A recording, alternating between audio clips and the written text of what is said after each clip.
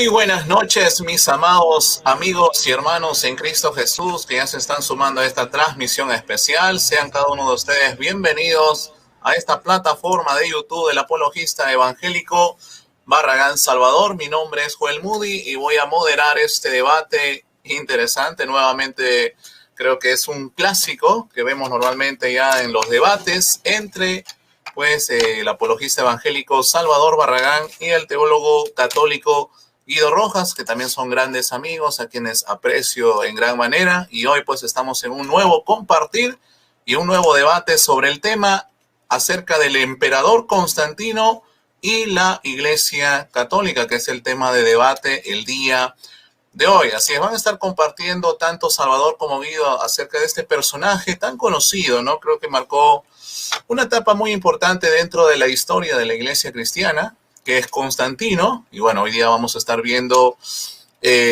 pues este debate acerca de este tema. Así que por favor, mis hermanos, compartan en las diferentes redes sociales para que muchas más personas puedan beneficiarse de los argumentos que van a escuchar en esta oportunidad. Pues creo que van a ser datos muy buenos en aporte histórico y pues muy bien respaldado, creo yo, como ellos ya nos tienen acostumbrados, ¿no? De la forma como ellos dialogan, debaten y demuestran sus argumentos. Así que, mis amados hermanos, bendiciones a cada uno de ustedes. Gracias por compartir, gracias por suscribirse. Bueno, dejo saber también que este debate tiene la autorización de parte de Salvador para que pueda ser también retransmitido en la plataforma de YouTube del teólogo católico Guido Rojas. Bien, mis hermanos, entonces pues ya como ya saben, el tema del debate de hoy es Constantino y la Iglesia Católica. Vamos a estar viendo un debate muy interesante acerca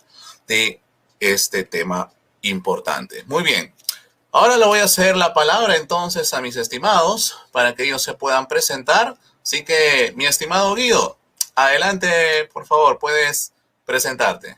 Adelante.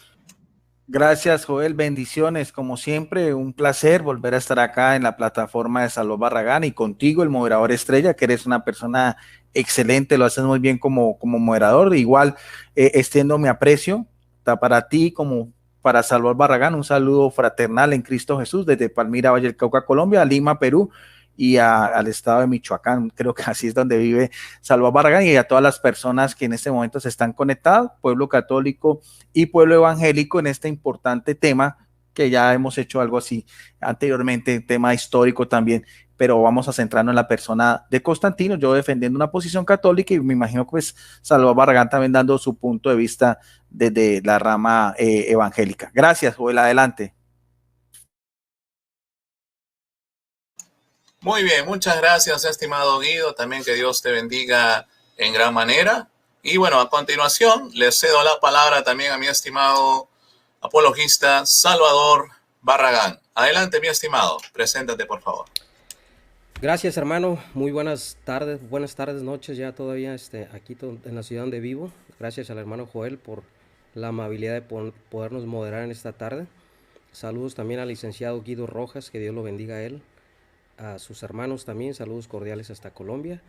Les habla su hermano en Cristo Jesús, Salvador Barragán, bien de aquí del país de México, de una ciudad que se llama Apatzingán, Michoacán, y es mejor conocida como la Tierra Caliente, la cuna de la Constitución de aquí de México, donde se firmaron algunos edictos muy importantes en nuestro país, porque esta pequeña ciudad es parte de la historia de México.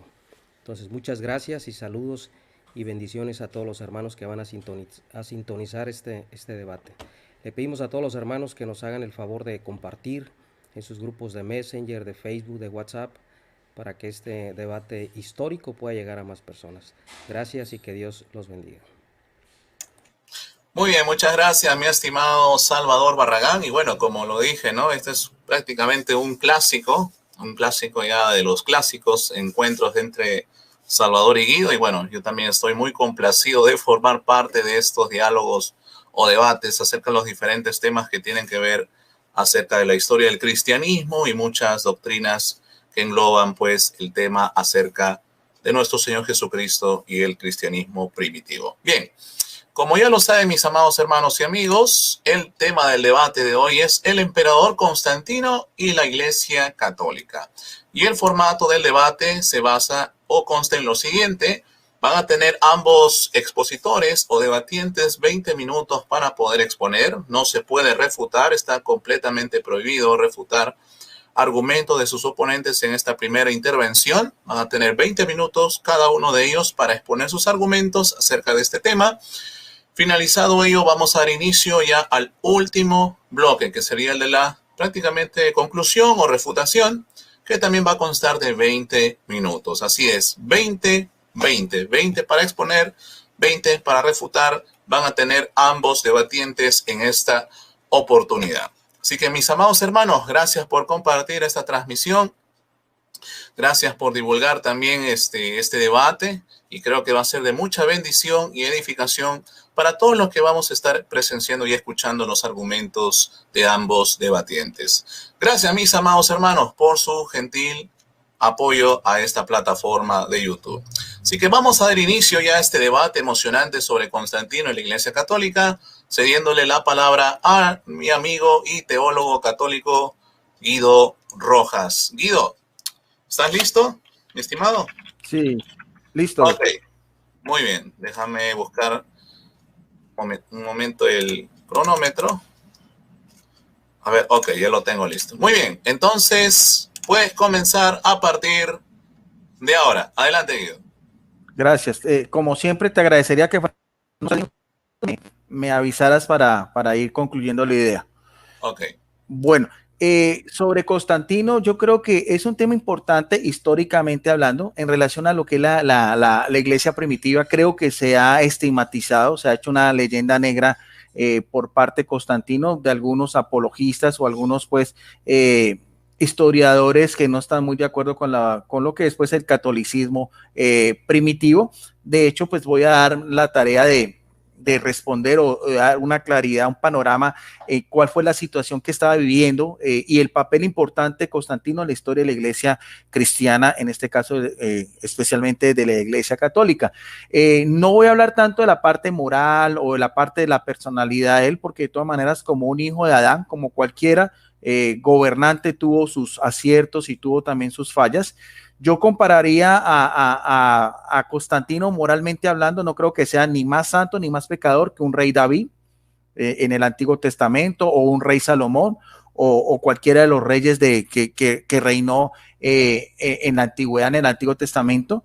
Y creo también que él, a pesar de todas esas cosas, hizo un aporte importante. Ahora, ¿cuál es el panorama en sí? ¿Qué era lo que estaba viviendo la iglesia cristiana primitiva antes de la llegada de Constantino? Lo sabemos muy bien, cualquier persona que ha estudiado algo de historia debe darse cuenta que el cristianismo, desde lo que fue la primera persecución de Nerón hacia el año 65, cuando fue el incendio de Roma, sabemos que ya lo hemos hablado muchas veces, ahí fueron martirizados los dos principales apóstoles, que para la Iglesia Católica son los príncipes de los apóstoles, Pedro y Pablo. En esa primera persecución, de ahí, en los primeros 3 siglos, hubo un total de 10 persecuciones, unas más violentas que otras, unas en ciertas regiones, otras abarcaron un poco más de todo ese vasto territorio de lo que era el Imperio Romano, que abarcaba casi toda Europa, el norte de África y parte de Asia Central, en el cual un edicto, un emperador, pues tenía pues esas mismas connotaciones a nivel universal, por así hablando. Ahora, importante saber que antes de Constantino vino tal vez el mayor de todos los emperadores que con más furia persiguió a los cristianos, que es el emperador Diocleciano. Muchos no saben que la esposa de Diocleciano y su hija eran cristianas y que son parte de lo que es el santoral de la Iglesia Católica. Hemos escuchado, ya que nuestro amigo Salvador Barragán se ha especializado en hacer algunos también temas de historia, claro, desde su misma rama, desde su misma objetividad. Por eso es que yo muchas veces le he pedido a Salvador Barragán estos mismos espacios para que también la gente vea la contraparte. Y interesante saber porque con Constantino se finaliza todo ese ciclo de persecuciones. O sea, en la era de los mártires, la era de esa gesta de hombres y de mujeres que dieron su vida por Jesucristo, como decía uno de los más grandes teólogos del siglo III, Tertuliano, donde decía sanguis martirium semen cristianorum, la sangre de los mártires es semilla para nuevos cristianos. A esa voz que decían a los leones en el circo máximo, donde los cristianos primitivos eran devorados por las fieras, otros eran crucificados en vivos, otros eran colocados como antorchas humanas. Se conserva el testimonio de muchos de esos mártires que están consignados en el santoral de la Iglesia Católica, y algo que también es importante, muchos de los obispos de Roma también fueron martirizados, y también hay constancias tanto en los anales de la historia como también en lo que son las mismas catacumbas y los mismos pues historiadores de la época. Los que me conocen saben que mi especialidad es cuando hago este tipo de compartir o debates, pruebas en físico. No tengo nada con la gente si hace pues que con sus bibliotecas virtuales, pero a mí me gusta mucho, y de hecho permanentemente me mandan muchos amigos formatos de bibliotecas virtuales. No, a mí me gusta son los libros en físico, que yo los pueda tener, que los pueda hojear, que los pueda pues tener a la mano 1, 2, 3. Este es uno de los últimos que he conseguido. Esta es Historia de la Iglesia Primitiva, como todas es de la editorial CLIE. Estoy siempre utilizando literatura evangélica, es escrito por 2 historiadores cuáqueros del siglo XIX, pero algo importante que también quería aclarar a un amigo en común, que es el pastor Enrique Estrella. Este libro en su contraportada dice algo muy importante, dice ampliado y puesto al día por Alfonso Ropero, que sabemos que es uno de los más grandes eruditos actualmente, creo que de la misma talla de Pablo Deiros y de Justo L. González. Este es evangélico español, por lo tanto lo que está aquí consignado no alcanzaría uno a percibir qué tanto es de los primeros autores y qué tanto es de él, porque aquí mismo lo dice ampliado y puesto al día por Alfonso Ropero, y lo importante es la información que aquí va a constatar. Y aquí mismo nos dicen en la página 353, cuando hablar del concilio de Nicea, un concilio importante, el primer concilio ecuménico de la historia de la iglesia cristiana, donde se dio pues respuesta a las herejías de Ario, una herejía cristológica que después las mismas iglesias de la Reforma Protestante, donde viene nuestro amigo Saúl Barragán, aceptaron la naturaleza divina y la naturaleza humana. Eso también gracias a ¿quién? Eso gracias a Constantino, que no se puede negar. Entonces, ahí es donde vamos mirando a ver, porque ese viejo adagio donde dice que la historia es el mejor testigo de la verdad. Pero interesante porque a pesar de que tiene algunos tintes anticatólicos, ya casi lo voy a terminar, pero son veraces en lo que es la rigurosidad científica de lo que es la historia, al igual que lo he constatado de otros libros también, como decía, de Justo L. González y de Pablo Derios. Ellos no pueden negar la historicidad o el sello característico de la Iglesia Católica en los primeros siglos del cristianismo, antes de inclusive de siglos primeros, siglo segundo, siglo tercero, siglo cuarto, anterior a Constantino y posterior a Constantino. Eso sí, con luces y sombras, porque la Iglesia Católica nunca ha dicho que somos una iglesia de santos. El Papa Francisco decía, nosotros somos solamente un hospital de enfermos en el cual todos somos pecadores, y en eso también me incluyo yo, y en eso por lo tanto no tengo ningún problema si nuestro amigo Salvador Barragán va de pronto en su exposición a hablar algunos lunares de lo que fue la vida de Constantino y algunas de las cosas que se aprobó. Por eso no pasa nada. De hecho, yo siempre comparo, opinión personal, a Constantino con lo que fue Ciro, el gran rey de Persia también, que en el Antiguo Testamento se le da el título de Mesías o el ungido, por lo que también él hizo en favor del pueblo judío en cuanto pues veíamos la cautividad en Babilonia y todas esas cosas. Entonces ese papel importante yo también lo comparo, y algunos historiadores también lo han hecho, casi a la par con lo que hizo también Constantino en la historia del cristianismo. Queda claro que nosotros no consideramos a Constantino un santo. Su madre sí, su madre Elena sí es considerada una santa. De hecho, hice un video anteriormente refiriéndome a ella. Ahora, en este libro donde nos habla sobre el Concilio de Nicea, quería resaltar porque nos dice en la página 353 y 354, lo voy a leer al pie de la letra, esa nunca tergiverso nada de estos autores protestantes, donde dice la gran mayoría de los obispos que participaron en ese concilio, que fue financiado con fondos del Imperio Romano y fue convocado por el emperador Constantino, que no es tampoco de extrañarse porque de todas maneras era el emperador, al mismo tiempo también era sumo pontífice, ejercía también las veces de funcionario, de legislador, de jefe de Estado, y también intervenía en las cuestiones de orden históricas en cuanto a religión. Hay que tener en cuenta, como decía Germán Arciniegas, uno de los grandes historiadores colombianos, que la historia hay que juzgarla desde 3 puntos de vista. Primero, ser lo más objetivo e imparcial posible. Segundo, tener la mayor información. y tercero, ser completamente veraz en lo que se va a decir. Y por eso es que estos mismos autores dicen que, y quiero resaltar eso, de todos esos obispos que fueron al concilio de Nicea, quiero mirar a ver donde dice que la inmensa mayoría de los eclesiásticos, estamos hablando ya de jerarcas de la Iglesia Católica, porque ya ese título ya era conocido, vinieron de Oriente, Europa, aún habían sido agitados por el cisma. Los únicos delegados desde Grecia hasta Occidente fueron, bueno, aquí nos da dice Ocio de Córdoba, Celiciano de Cartago, Nacicio de Gijón, Donus de Estridón, Eustogio de Milán, Marco de Calabria, y 2 sacerdotes, aquí mismo lo dice, romanos presbíteros, Víctor y Vitius, y vicentinos, en representación de ya el obispo Silvestre, que era de edad avanzada. Eso tampoco creo, no es mayor decir que quien realmente, si el Papa Silvestre no estuvo, pero sí mandó 2 delegados. Lo que quiero mirar a continuación es lo que sigue diciendo aquí, algunos delegados, y esto es lo que quiero dar pie a lo que era anteriormente. Antes de Constantino, dice, algunos delegados llegaban todavía las señales de lo que habían padecido durante las últimas persecuciones. Había un obispo de Asia que no podía servirse de ninguna de sus 2 manos por haber sido atravesados por hierros candentes. A otro, como Panuncio del Alto Egipto, le arrancaron un ojo, a otro le faltaba el brazo derecho. En una palabra, dice un historiador con exageración, por toda parte digno de indulgencia, dice que era una asamblea de mártires.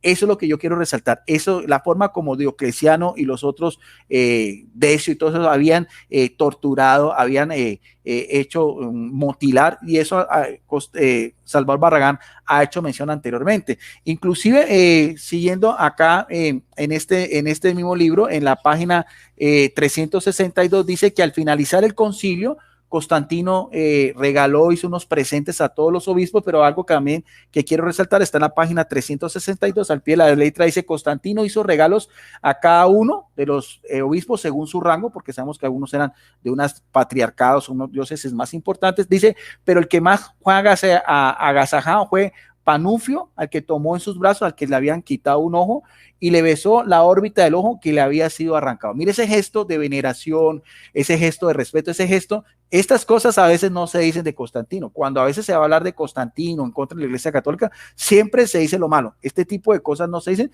Y mire que lo estoy sacando de un libro que es netamente protestante. Esto no es literatura católica, ni mucho menos.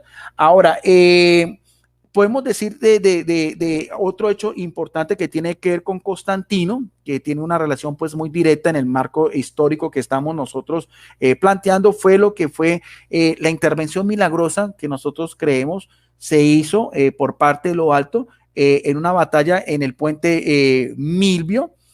Sabemos que Constantino iba a luchar contra Magnesio a las afueras de Roma, y él tuvo una intervención milagrosa. Algunos ponen en tela de juicio, algunos dicen que es leyenda.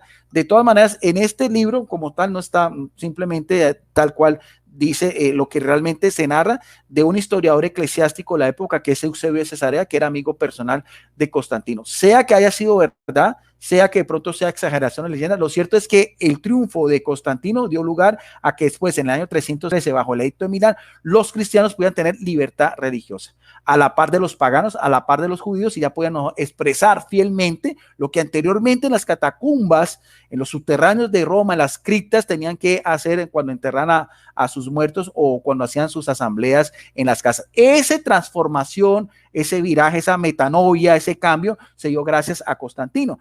Y alguien dirá, es algo extrañarse de que él haya visto unas señales milagrosas. Para mí no. Si nosotros vamos al Antiguo Testamento, yo creo que Dios ha actuado en toda la historia de la salvación.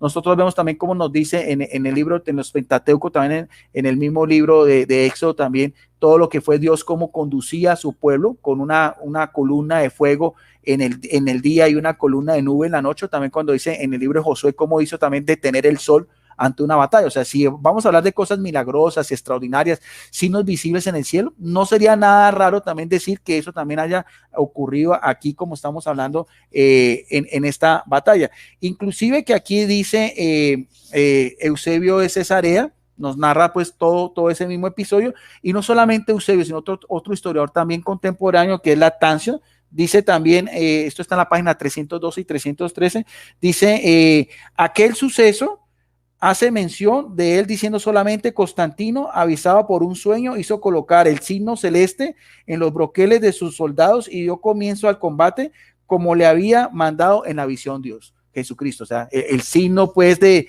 el monograma de ictus, o sea, el símbolo cristiano ya, importante eso porque se reemplazó al águila imperial. El águila imperial era el signo pagano de las tropas de los ejércitos romanos. Es la primera vez en la historia donde después de 3 siglos de persecución ya pasa ese símbolo a ser un símbolo cristiano que es, se conoce como el laverum, o sea, el estandarte de la cruz. Durante mucho tiempo fue llevado en frente de los ejércitos imperiales y que más tarde fue conservado en Constantinopla como una santa reliquia. Mire bien, y esto lo está diciendo son historiadores protestantes, esto no lo estoy inventando yo ni nada de esas cosas, porque de todas maneras alguien dirá, bueno, eso es de pronto los católicos, porque Salvador Barragán, él hace mucha alusión que todo lo que tiene que ver con la iglesia católica es espurio, que todo es leyenda, que la iglesia católica no tiene forma de constatar la verdad, ni lo que nosotros pensamos, ni nada de eso. Entonces, por eso es que yo siempre invito a Salvador Barragán esto es compartir para que pues la gente tenga objetividad y también miren ambas perspectivas. Lo más importante y que quiero hacer mención en este libro son los aportes que dio Constantino a la iglesia católica después de su conversión, que sería, por así decirlo, por el cual yo estoy en este momento acá. Después del edicto de Milán sabemos que hubo libertad religiosa y también otro edicto que sacó en el 315, dice aquí también otra vez de forma textual, página 327 y 328, dice así, de hecho estos historiadores, al igual que Justo L. González que tengo acá, no tienen ningún tipo de adversidad o contra Constantino, sino que son muy imparciales en la información. Dice, las leyes de Constantino, que fueron el resultado del triunfo del cristianismo, señala un punto importante en la historia del mundo. Las luchas de los gladiadores fueron prohibidas, prohibición que fue considerada por un tiempo en el imperio, pero que después más adelante se dio pues punto final, o sea, todas esas, donde esos mismos gladiadores se destrozaban en las arenas pues ante el grito de pan y circo, de todo lo que fue anteriormente, donde el coliseo máximo, el circo máximo, podían haber más de 50,000 personas, donde se hacían batallas navales y se hacían también batallas con osos, con leopardos. Entonces todo eso terminó al final y sigue diciendo, tuvieron que pasar un tiempo, pero dice también el anfiteatro fue cerrado en la capital del imperio. Y algo importante que quería también que nuestro amigo Salvador Barragán dice, se suprimieron las crucifixiones, se castigó el infanticidio, algo que era muy común en Roma, y el robo de los niños, se fomentó la emancipación de los esclavos, ya no hubo más sacrificios, ofrendas a los dioses ni a los adivinos secretos. Hizo también escribir en el ejército una fórmula de oración dirigida al Ser Supremo que debía después recitar los domingos todos los soldados, tanto paganos como cristianos. De hecho, también Justo L. González dice también en su libro Historia del Pensamiento Abreviado, dice en la página 105, la controversia de Arriano en el Concilio de Nicea, dice, en el IV siglo marca el comienzo de una nueva época en la historia de la iglesia. Mire, casi lo mismo. Y por ende, en la historia del pensamiento cristiano, la conversión de Constantino hizo de la iglesia perseguida a la iglesia tolerada. Con el correr de los años, sobre todo con la fundación de Constantinopla, que fue la capital de después en lo que hoy en día es Estambul, Turquía, el emperador favoreció cada vez más a los cristianos. Esto hizo el siglo IV la época de los grandes padres de la iglesia, pues la energía que antes se dedicaban en la preparación para el martirio y la refutación de las acusaciones de los paganos para ser canalizadas hacia otras actividades. Es por esto que en el siglo IV produjo junto a los más grandes padres de la iglesia, Atanasio, los Capadocios, Jerónimo, Ambrosio y Agustín, entre otros, de hecho, todos católicos, jerarcas de nuestra iglesia, el primer historiador del cristianismo, Eusebio de Cesarea. Otros creyentes ante la pérdida y la posibilidad del martirio en manos del Estado se lanzaron al martirio del monacato y por eso el siglo IV vio en el desierto egipcio poblado de chozas de ermitaños, que ya una vida muy parecida a la de Juan el Bautista. El arte cristiano, hasta entonces escondido en expresiones fúnebres limitadas, brotó como arte triunfal, cuyo tema será cada vez más Cristo, Señor, para que no quede dudas de que nosotros no tenemos a Cristo en nuestro centro, de los cielos y de la tierra. La liturgia, nuestras oraciones, nuestras ofrendas, nuestras eucaristías, hasta entonces relativamente sencillas, adoptó los usos de la corte, pues establece un paralelismo entre Cristo y el emperador. De acuerdo al cabo, Jesucristo es el Rey de Reyes y Señor de Señores, como dice Isaías 9:5 también, el príncipe de la paz, y comienza a construirse las basílicas, que son casa de príncipes, dignas de tal liturgia, porque para el Señor lo más grande, lo más grandioso y lo mejor.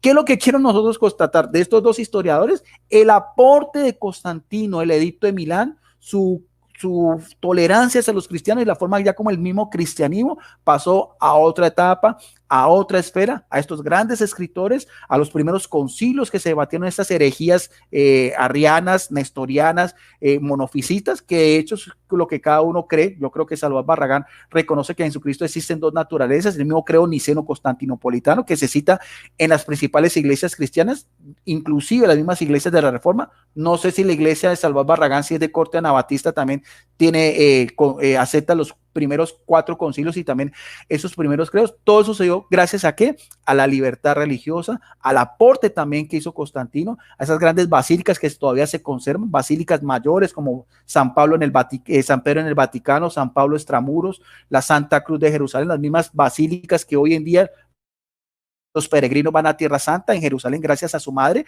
la Basílica del Santo Sepulcro; en Jerusalén, la Basílica de la Natividad; en Belén, la Basílica de la Asunción en el Monte de los Olivos, también con la participación de su madre Elena, que también sí, ella sí es considerada una santa en la Iglesia Católica.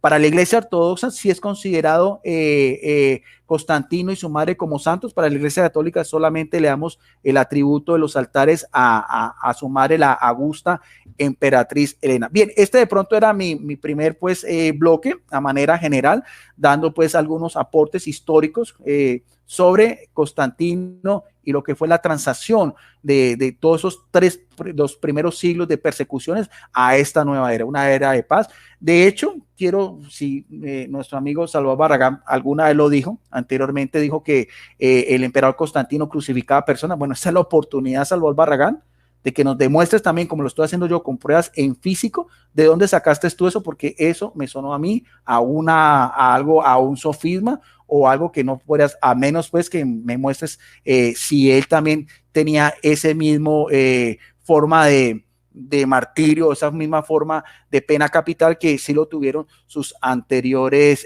predecesores, como fueron estos grandes emperadores que dije anteriormente, desde Nerón hasta Diocleciano. Se estiman que son casi unos 300,000 cristianos que fueron martirizados. Muchos de ellos se conservan las actas de sus martirios y muchos de ellos, se lo podía también demostrar Salvador Barragán, fueron obispos de Roma, porque también Salvador Barragán pone en tela de juicio la sucesión apostólica y también la supremacía del primado de Pedro en Roma. Gracias, bendiciones. Entonces damos paso también a Salvador Barragán. Adelante.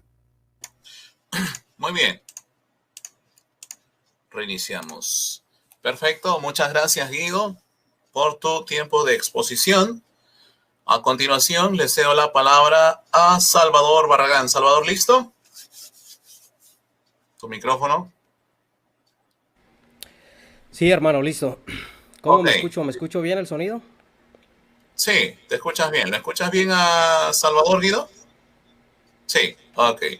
Entonces, Salvador, puedes comenzar a partir de ahora. Adelante. Muchas gracias. Bueno, Constantino, yo siempre he dicho y lo sigo sosteniendo, que Constantino es el precursor de la apostasía de la iglesia, y en este caso es el catolicismo romano. Entonces, primeramente recordemos que el mismo Constantino adoraba al sol Dios Invictus.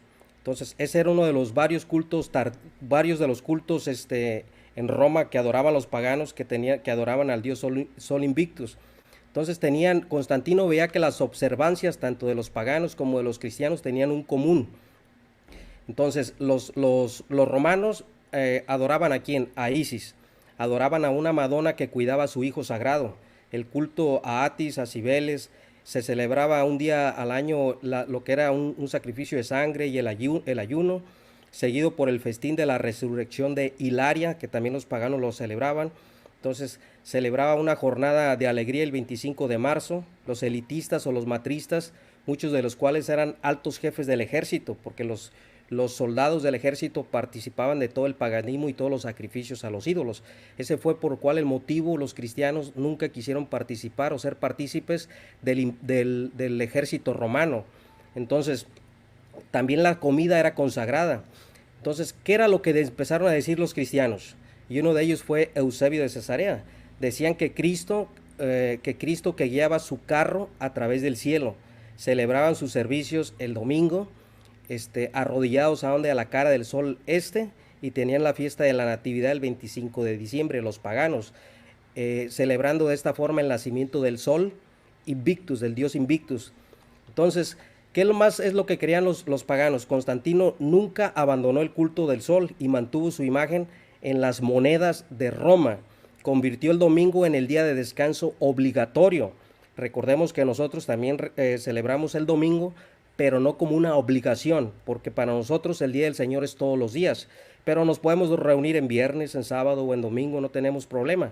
Pero no, la Iglesia Católica tiene su marca de domingo, porque ellos dicen que el domingo es su marca, pero eso viene de Constantino, cuando da el domingo cuando da el domingo obligatorio para poder celebrar el culto católico romano, y en este caso los paganos también lo podían celebrar.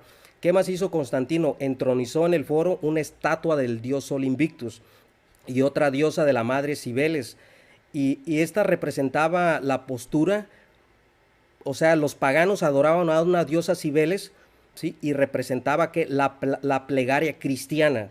Entonces, los motivos por los cuales Constantino fueron confusos. Constantino también no fue bautizado hasta su enfermedad, hasta su lecho de muerte. Entonces, pocos cristianos, ¿qué era lo que creían?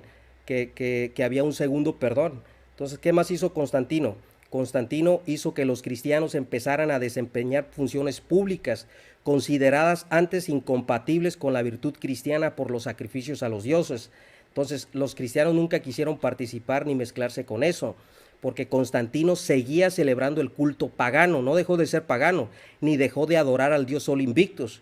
Entonces, Constantino fue muy criticado porque condenaba a los prisioneros de guerra a librar combates mortales con bestias salvajes en Treveris y en Colmar por las masacres colectivas en el norte de África, ya según él, teniendo la piedad cristiana.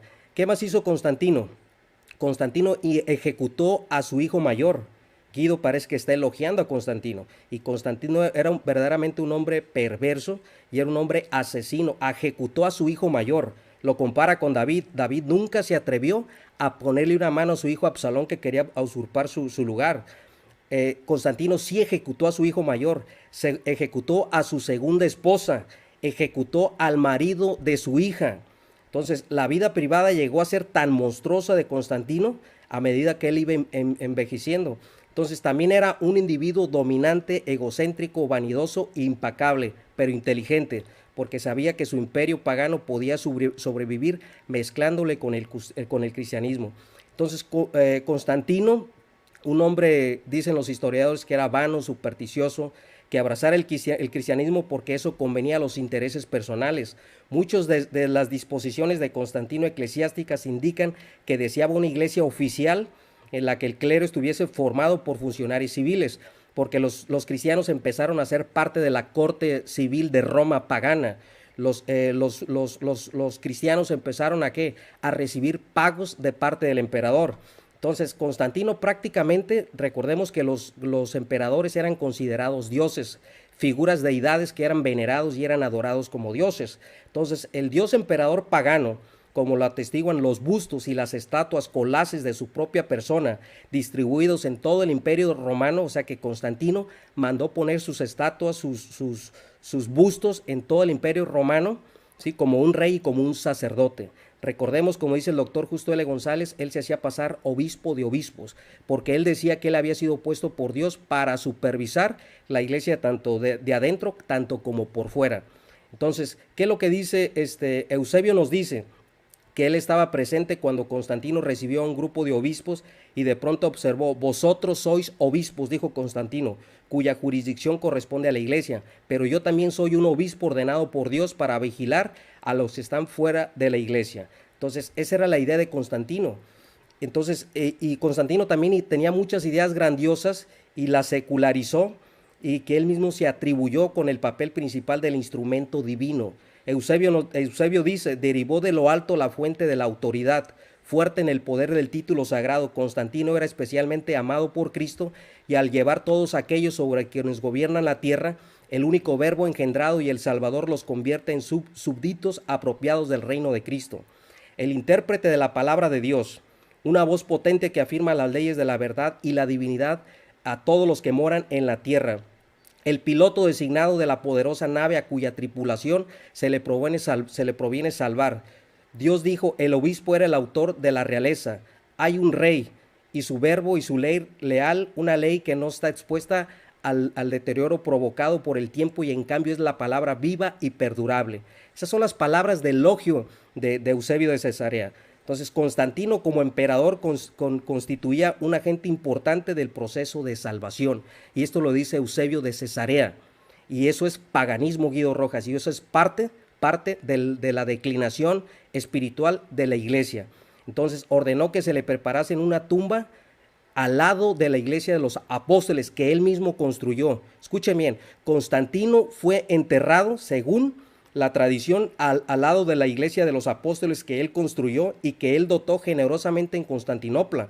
Entonces, esto fue algo que él fue previniendo. Dice Eusebio que su cuerpo compartiría el título con los propios apóstoles y que después de su muerte se convertiría en destinario con ellos de las devociones realizadas para honra de aquellos que está en la iglesia. Entonces, en realidad, dice el historiador Paul Johnson, que su ataúd y su tumba fueron puestos en el centro con monumentos a los 6 apóstoles de cada lado, de modo que Constantino era el 13º y el principal, y se les asignó para morir, y murió un día domingo. Entonces Constantino, Eusebio de Cesarea dice que era considerado como un 13º apóstol. Entonces la iglesia cristiana podemos ver que empieza a algunas iglesias ortodoxas veneran a Constantino como santo. Entonces, ¿cómo es posible que la iglesia cristiana se contaminara de esa manera con el emperador, que lo veneraran de esa manera, que lo consideraran parte del colegio de los apóstoles, que lo consideraran como obispo de obispos? Entonces, podemos ver que ese era el criterio de Constantino. No es todo como lo dice Guido Rojas. El cristianismo se prostituyó al imperio, o la iglesia se casó con el imperio. El imperio y el cristianismo llegaron a chocar. El imperio se mostraba tolerante con todas las sectas si ellas mantenían la paz, porque esa era la visión de Constantino. Constantino no tenía problemas con los paganos, Constantino no tenía problemas con los visigodos, Constantino quería su territorio, ¿sí? Y si los cristianos mantenían la paz, no tenían problemas. Mientras tuvo los arrianos y los nicenos que no tenían problemas, no había problema. Él lo que quería era paz en su imperio. No le importaba tanto la ortodoxia, ni la fe, ni proteger, quería mantener su imperio. Los cristianos no rindiesen honores divinos al emperador, y ya los cristianos empezaban a prostituirse con las falsificaciones que hacía Constantino y con los atributos y las adjudicaciones que él se hacía. Entonces, ¿qué es lo que nos dice Tertuliano para el año 200? Subraya que los cristianos eran un elemento dócil y fiel en la sociedad. Pero ¿qué es lo que empezó a hacer la Iglesia Católica Romana en cuanto a Constantino? Entonces podemos ver de esta manera que Constantino empieza a traer una declinación a la iglesia cuando él se quiere, y más bien es enterrado por los mismos en la tumba de los apóstoles. ¿Qué es otra de las cosas que hace Constantino? ¿O qué es otra de las cosas que empieza a hacer la iglesia? Entonces, después, mis amados hermanos, podemos ver que Gregorio Nacianciano afirma que en el siglo IV era usual elegir a los obispos en las filas del ejército. Escuchen bien, Gregorio Nacianciano afirma que en el siglo IV era usual elegir a los obispos en las filas del ejército, la marina y el arado de la forja. Jerónimo se quejaba. ¿Por qué? Porque uno que fue ayer catecuménico, dice Jerónimo, hoy es obispo. Otro pasa de la noche a la mañana al anfiteatro de la iglesia. Un hombre que pasó la noche en el circo aparece mañana al día siguiente frente al altar. Y otro que hace poco era protector de la escena es ahora consagrador de vírgenes. Entonces, el soborno directo también era usual. Juan Crisóstomo nos dice, el obispo de Constantinopla descubrió 6 casos de simonía episcopal en el sínodo que se celebró en Éfeso en el año 401, cuando la iglesia ya se había casado con el Estado romano pagano. Los culpables hablaron sin rodeos, nos dice Paul Johnson, ¿sí? Que habían pagado sobornos, y así es como se empieza a prostituir la iglesia. En el año 320 y nuevamente en el año 326, Constantino intentó impedir la evasión impositiva de los ricos mediante edictos que prohibían a los decuriones con sus descendientes y otros grupos acomodados convertirse en clérigos. Entonces, debía estar abierto solo para los que poseían fortunas pequeñas y no están sometidos a los servicios municipales obligatorios. Estos fueron edictos de Constantino. Constantino, el mérito de la norma consistía en que, como el emperador podía otorgar excepciones, deseaba un sistema que el clero católico fuese reclutado principalmente por grupos provistos de influencia. Constancio II permitía que el clero usara gratis el sistema de transporte imperial cuando se realizaban viajes de carácter oficial, una tradición que habían adoptado de Constantino. Amiano dice que llevaría a la quiebra el servicio del imperio porque los obispos católicos romanos, porque viajaban en hordas a infinito número de sínodos, por lo cual no garantizaban así la subsistencia del imperio por tantos gastos que se pagaba en la iglesia y tanta manutención en la iglesia. Ahora, Julián el Apóstata, que era sobrino de Constantino, acusa a los cristianos, a los nicenos, los acusa de haber asesinado a su familia para que los hijos de Constantino llegaran al poder imperial y así el imperio siguiera protegiendo a la Iglesia Católica Romana. Entonces Julián, en cuanto al cristianismo, era fuerte para sobrevivir y esta práctica estaba ampliando constantemente los privilegios legales y frustrando los esfuerzos oficiales que beneficiaban a la iglesia por la compra y la donación de herencia. Entonces, esto llegó a ser común que los hombres, escuchen bien, los hombres y las viudas adineradas dejasen un tercio de una propiedad de la iglesia, a la iglesia. Se enseñó que los cristianos comunes a tratar la esposa de Cristo como un hijo más incluido en el testamento, o sea que como la esposa de Cristo tenía de esposo a Cristo, de la misma manera la iglesia tenía hijos y estos debían dejar una tercia parte de su herencia. Así se empezó a prostituir con el imperio y con el dinero del paganismo. Entonces ya no se permitiría que los clérigos, cuando Julián el Apóstata, actuasen como jueces y redactasen testamentos, porque ese poder civil se los había dado Constantino a los obispos, de que ellos podían juzgar de manera inapelable al imperio, a menos que alguien se quejara, pero ellos tenían jurisdicciones, podían actuar como jueces, podían redactar testamentos, se apoderaban de las herencias de otros hombres y se les atribuían ingratamente herencias que no les correspondían. En la segunda mitad del siglo IV hallamos por primera vez indicios de protestas públicas contra las riquezas del clero cristiano y el esplendor de los edificios que donó Constantino. Entonces algunos autores cristianos tomaron nota y dice: nuestros muros relucen con oro, escribió Jerónimo, y el oro resplandece en nuestros techos y en los capiteles de nuestros pilares, pero Cristo parece a nuestras puertas en la persona de sus pobres, sus desnudos y sus hambrientos. La iglesia empezó a tener ese porte, empezó a tener ese pedigrí imperial de Constantino. Por eso usted hoy en día ve a los papas que tienen el crismón que viene del paganismo, que ve que tienen ese Dios Sol Invictus en forma de horma de sol, porque viene de los romanos, de los paganos que adoptaron. Entonces, todos los bienes y todas las raíces que tiene Roma también se basó en unas falsificaciones que voy a hablar más adelante de Constantino.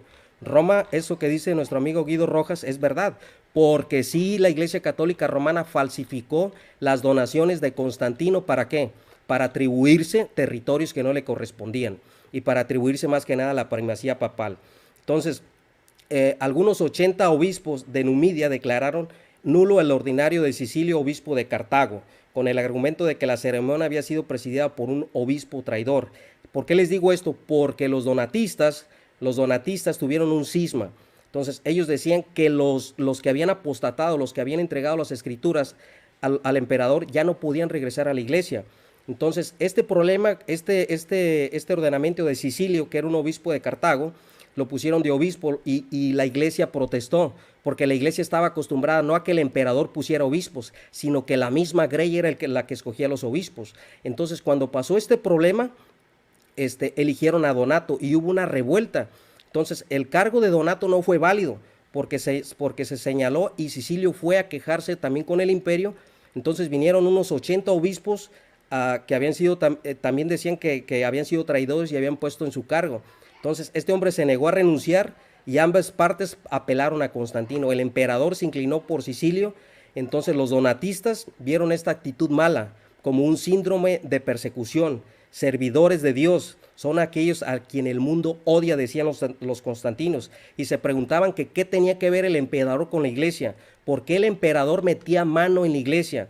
Constantino apoyó el partido de Sicilio, es decir, a la iglesia imperialista. Los donatistas decían que Jesús había dejado pescadores de obispos y no príncipes, como los obispos metropolitanos de Roma, de Constantinopla, de Alejandría, de Antioquía y de Jerusalén, que eran los principales obispos que recibían todos los beneficios del emperador, tanto económicos, tanto catedrales y las 5 jurisdicciones por el emperador, porque ese modelo que tiene Roma hoy en día en cuanto a las diócesis, en cuanto a las jurisdicciones y el Papa Universal, viene del paganismo.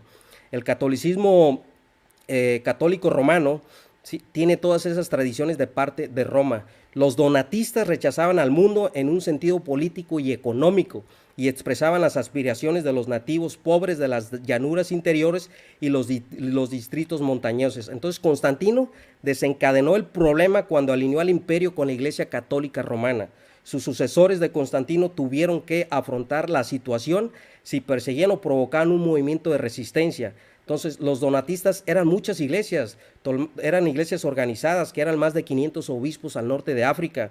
Entonces, protestaron en contra cuando el emperador empezó a meter mano dentro de la misma iglesia. Ahora, ¿qué más trajo la Iglesia Católica Romana con el emperador?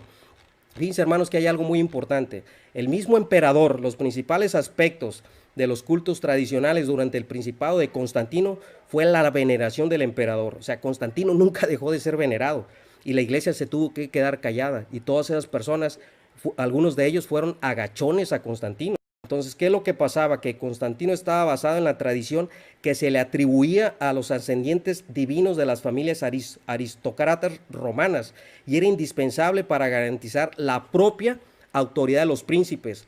Así pues, el culto imperial, hermanos, constituía un poderoso instrumento de legitimización para a través de la cual Constantino se presentaba como nieto de Claudio el Gótico. Esto lo dice Eusebio de Cesarea. Por su parte, los cristianos, por ganar la libertad del culto, debieron también adquirir su lugar en el imperio, elogiando al príncipe del cristianismo, que en este caso era Constantino. El Papa Silvestre ni sus luces, los pontífices de Roma ni sus luces. Entonces, él colaboró con la legitimidad del cristianismo en el imperio de manera legal, porque eso viene con Teodosio el Grande. Entonces, hay una nueva aurea divina lejana donde se le pone a Constantino eso que traían los emperadores y los césares. La aurea, eso representaba que parte de su divinidad, parte de su honorable, de la veneración. Entonces, se reafirmaba que la veneración al emperador participaba más que ningún otro ser de la divinidad, y eso lo apoyaba Eusebio de Cesarea, ¿sí? Que fue el que le dio dinero a Constantino para que compilara la historia del cristianismo. Todo lo que Eusebio de Cesarea escribió fue financiado por Constantino. Entonces, mis amados hermanos, Lactancio, en la segunda edición de No hay institución, de 324 al 325, dice que Constantino, el emperador máximo, recordemos que Roma adoptó el sumo pontífice o sumus pontifex, que es el sumo sacerdote o los mediadores entre los puentes, entre los dioses y el hombre. Eso viene del paganismo, porque nuestro mediador entre el único Dios verdadero y nosotros es Cristo Jesús, no el emperador, ni el Papa de Roma. Eso lo adopta Roma del paganismo. Entonces nos dice este Lactancio, el primero de los príncipes romanos que después de haber repudiado los errores ha reconocido y honrado a la majestad del Dios único y verdadero. Tratándose esta de una obra de carácter polémico, es preciso destacar que Lactancio reconoce en Constantino que recibe los títulos, ojo, propios de su dignidad, emperador máximos. El primer emperador romano que había rechazado, en este caso, lo que está diciendo Guido Rojas acerca de la venta de esclavos y todo eso, eso es verdad, eso nosotros no lo vamos a negar. Entonces, ¿qué es lo que hace también Constantino, hermanos? Constantino, ¿sí?, también en su carruaje, en los escudos de los paganos, pone la cruz de Cristo como símbolo de la protección. ¿Tiempo? Sí. Okay. Ahí está en la pantalla. Ok. Muy bien. Bueno, muchas gracias, Salvador. Discúlpame ahí que haya cortado tu exposición, pero ya estaba en el tiempo prácticamente cumplido. Bueno, gracias a ambos debatientes por haber expresado o haber expuesto sus argumentos en esta primera intervención que constó de 20 minutos. Ahora rápidamente vamos a dar inicio al bloque de conclusión, vamos a llamarlo así, bloque de conclusión, por parte también de cada debatiente, que también consta de 20 minutos para cada uno de ellos. Creo que se ha escuchado buenos argumentos por parte de ambos debatientes, y pues vamos a ahora seguir escuchando las buenas presentaciones que están teniendo pues tanto Guido como Salvador. Así que Guido, ¿estás listo y preparado para concluir con tus 20 minutos? Sí, listo. Ok, entonces 20 minutos a partir de ahora. Adelante, mi estimado Guido. Bien, gracias. Me pones también el cronómetro faltando 3 minutos. Bien, escuchamos la exposición de Salvador Barragán. Bueno, a diferencia de él, algunas de las cosas sí son constatables, otras cosas donde habla mucho los padres de la iglesia en relación a Constantino. Yo quisiera que me diera las fuentes, porque yo sí doy fuentes en físico, entonces me gustaría también que nuestro amigo Salvador Barragán dijera de qué autor, o si eso es una opinión personal o son opiniones de historiadores, porque yo cité a historiadores de talla internacional como Justo L. González y Alfonso Ropero, donde tiene una posición muy diferente de Constantino a la que está teniendo nuestro amigo Salvador Barragán. Y estamos hablando de personas que son doctores, son personas que tienen pues escritores de talla internacional. No es que estoy demeritando a Salvador Barragán, sino que si vamos a hablar de protestantes, yo estoy colocando gente de alta talla del mundo evangélico en la actualidad, contemporáneos con sus obras, y por eso lo muestro en físico. Me gustaría también que eso, como Salvador Barragán utiliza muchos logos, ¿de dónde saca esa información? Porque nosotros vemos a Salvador Barragán, mucha gente pues se descresta con sus intervenciones, pero hay cosas en las cuales uno no puede constatar.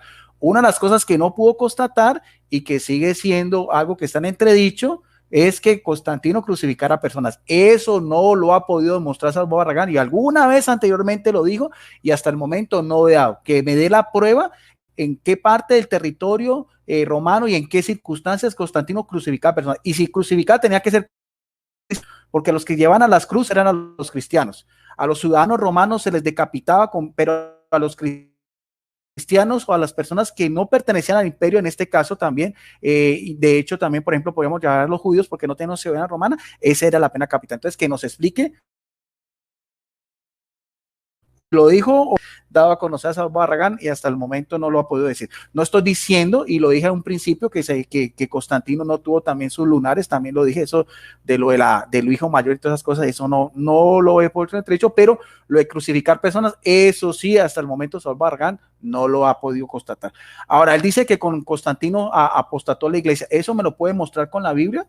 ¿O eso es una opinión personal de él? Claro, como cuando uno no es parte de la historia de la iglesia, como la iglesia de nuestro amigo Salvador Barragán, así se llama, que es que los cristianos primitivos o los cristianos apostólicos, una cosa es decirlo, otra cosa es comprobarlo. Otra cosa es que él nos muestre también las actas de esos primeros mártires, como estamos mostrando los católicos, de muchos obispos de Roma, como decíamos en el concilio de Nicea, estos obispos que habían sido mutilados, a ver si no eran de la iglesia católica, porque él ya dijo que eran católicos, no eran donatícenas, no sé qué otras denominaciones eran esos clérigos que se reunieron en Nicea para dar pie pues a lo que eran las herejías arrianas negando la divinidad de Jesucristo. O es que Salvador Barragán no acepta lo que se definió en el concilio de Nicea, la naturaleza divina y humana de Jesucristo. Entonces eso también. Y de hecho tendría que contestar a Jesucristo cuando dice en Mateo 16:18 que ni siquiera el poder de la muerte podrá vencer a su iglesia. Entonces, ¿esa iglesia en el siglo IV apostató o qué pasó? Entonces, ¿quién tiene la razón? ¿Salvador Barragán o Jesucristo? Entonces, por ese lado le digo. Ahora, los títulos que utilizó Constantino de sumo pontífice o obispo, eso sí es verdad. Pero hay que mirar en el mismo contexto. Si eso le parece algo escandaloso, entonces que me explique por qué también en la Biblia, en el Antiguo Testamento, a un rey pagano como era Ciro de Persa, también se le llama como el gran Mesías. Y eso no es revelación divina. Entonces explíqueme bien por qué se podemos aceptar, siendo un emperador pagano que nunca se convirtió al judaísmo, ¿no? Por lo menos Constantino en su lecho de muerte profesó la fe cristiana y se bautizó. En cambio, de que yo tenga constancia, Ciro murió siendo un emperador pagano persa. Entonces, si a uno en las Sagradas Escrituras, bajo inspiración del Espíritu Santo, se le puede citar como el gran Mesías, un título Masías, que era solamente elogiado para los reyes de la dinastía pues, de Judá, o a los sumos sacerdotes o a los profetas.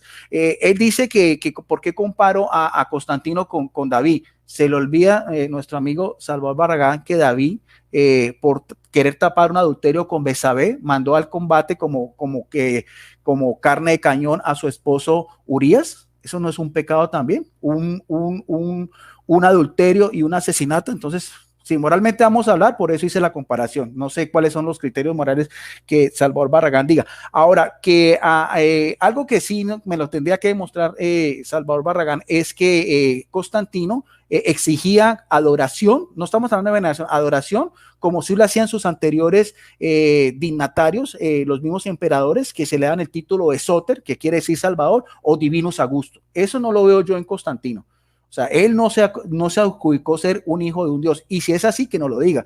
Porque es que Salvador Barragán hace unas exposiciones muy bonitas, pero muchas veces cuando uno va a hacer fuentes, necesitamos son fuentes Mega, ¿de dónde lo está sacando? Si es algo personal o se está apoyando, porque yo me estoy apoyando en historiadores evangélicos de talla internacional, ya lo mostré. Ahora, lo de Juliano el Apóstata, eso es otra cosa, eso ya viene posterior a Constantino. El debate no era sobre Juliano el Apóstata, sino sobre el emperador Constantino. Ahora, vamos a ver, él decía que los primeros cristianos y que las milicias y todas esas cosas. Mire, de esto otra vez este libro se lo recomiendo a Salvador Barragán en Físico, Historia de la Iglesia Primitiva de Editorial CLIE. Mira algo bien interesante que dice acá, algo que hizo Constantino aún en vida, siendo un pagano, porque lo que dice Salvador Barragán, eso que se convirtió al final de su vida, eso sí, eso no se lo puedo discutir yo, pero dice acá algo muy interesante que hizo Constantino, hizo también escribir para el ejército, un ejército imperial romano, fórmula de una oración dirigida al Ser Supremo, no a Mitra, a pesar de que él tenía toda el Mitra, el dios Sol, como lo está haciendo Salvador Barragán alusión, pero mire, algo interesante, no, al dios supremo que debía recitar los domingos, el Dei Domini, el día del Señor, que también viene Constantino, o es que Salvador Barragán son como los adventistas que tienen el sábado. Los domingos es el día de la resurrección, es el día en que los primeros cristianos le daban culto. Lo que hizo Constantino fue legalizar ese día, pero anteriormente, del siglo II, en el siglo III, ya en los primeros escritores del cristianismo ya se decía que las reuniones eran los domingos, no el sábado. El sábado es para los judíos, al menos que Salvador Barragán sea adventista. Lo que hizo Constantino fue ya establecer ese día como un día de descanso, ya un día que tenía pues el sello imperial, en el cual ya también no se hacían otras labores. Sigue siendo en este libro, la página 328 en Físico, dice, los soldados, tanto paganos como cristianos. Mire, ¿cuál era esa oración de Constantino? Mira, sí. Y yo sí le doy citas bíblicas, señor Salvador Barragán. Eso lo dice Eusebio en la vida de Constantino, capítulo 4, los versículos 20. Dice, mira una oración de este emperador pagano. Oh Dios, te reconocemos como el Dios único. Este no es Mitra. Ese es el Dios de los judíos y de los cristianos. Confesamos en nuestro Rey e imploramos tu ayuda. Por ti hemos logrado victorias, por ti hemos triunfado nuestros enemigos. Te somos deudores de nuestras dichas presentes y esperamos continuas bendiciones como antes. Te suplicamos humildemente que protejas a nuestro muy grandioso y victorioso emperador Constantino y a todos sus hijos. Eso estaba dirigido al rey de la Biblia, al Dios. Esto no está diciendo que estaba dirigido ni a Persa ni a ninguno otro de las deidades mitológicas que en ese entonces estaba, en el cual él también, sí, eso sí es verdad, también ese sincretismo también de Constantino, eso no lo podemos nosotros negar, no estoy diciendo que no, pero de todas maneras también hay que, como dice el viejo adagio, al César lo que es de César y a Dios lo que es de Dios. Voy a aprovechar esta ocasión también porque yo sé que Salvador Barragán va a salir con eso que siempre ha salido una y otra vez, que sobre la famosa donación de Constantino. Entonces él trata, ese es como un baluarte, y el pueblo evangélico cuando escucha a Salvador Barragán dice, wow, lo máximo, nadie lo puede refutar, esa es la última palabra. No, señor Salvador, esa no es la última palabra cuando usted habla contra la Iglesia Católica y quiere hacer ver que todo lo que nosotros inventamos es leyendas y es espurio. Eso no es así. Salvador Barragán habla muchas veces sobre la donación de Constantino y eso le parece pues como si fuera el gran pecado y que como si eso fuera a tapar lo que la Iglesia Católica también, toda esa gesta de mártires, de los primeros concilios, de los primeros credos, quiere entonces ver a ver como si lo uno fuera superior a lo otro. Sobre la falsa donación de Constantino, en el cual Salvador Barragán lo hace al pueblo evangélico, dando a entender que él es el que dio a entender eso y que eso lo descubrió él o su pastor. No, eso es la falsa donación de Constantino, Salvador Barragán, que no te lo he escuchado decir y que eso también no tiene que ser muy ético, aunque sí es verdad, y aquí lo tengo en este libro que se llama Tú eres Pedro. Este sí es un libro de la Iglesia Católica.